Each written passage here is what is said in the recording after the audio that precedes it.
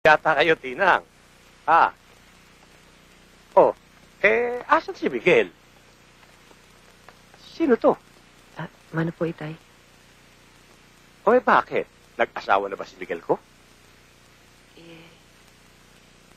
Itay? Ako si Miguel.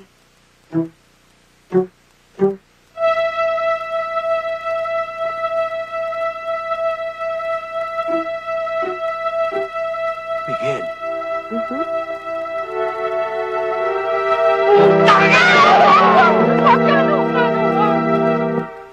Ano na lang sasabihin ng ating mga kapitbahay? Ang ating mga kamag-anak. Kaya pala noon, humingi ako ng retrato sa kanya. Wala siyang may padala. Puro, tsaka na lang. Tsaka na lang. Tsaka na lang. Putang ina, tsaka na lang to. Hoy! Hoy! Sino may kagagawa nito, ha? Sino? Wala naman may kagagawa nito, Itay. Anak, hindi ba kasalanan sa Diyos yung ginawa mo? Hindi na ba? Ay, babalik yan? Inay, hindi na ho. Talagang napakagago mo! Gagaho. Tingnan mo! Inuto mo pa ako, eh! Ano? Hoy! Yan ba natutunan mo sa Amerika? Ang maging babae? Dati pa naman ho akong ganito eh.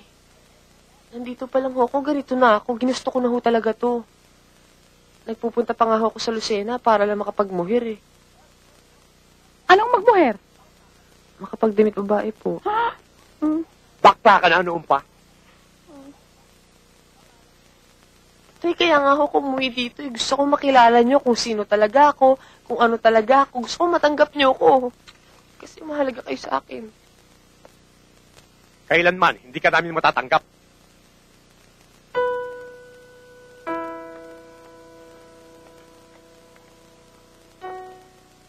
Kung talagang mahalaga kami sa iyo,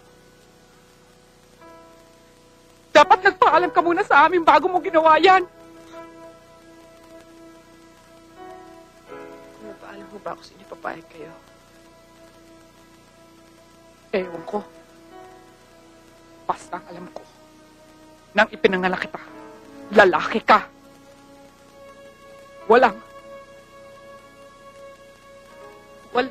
suso!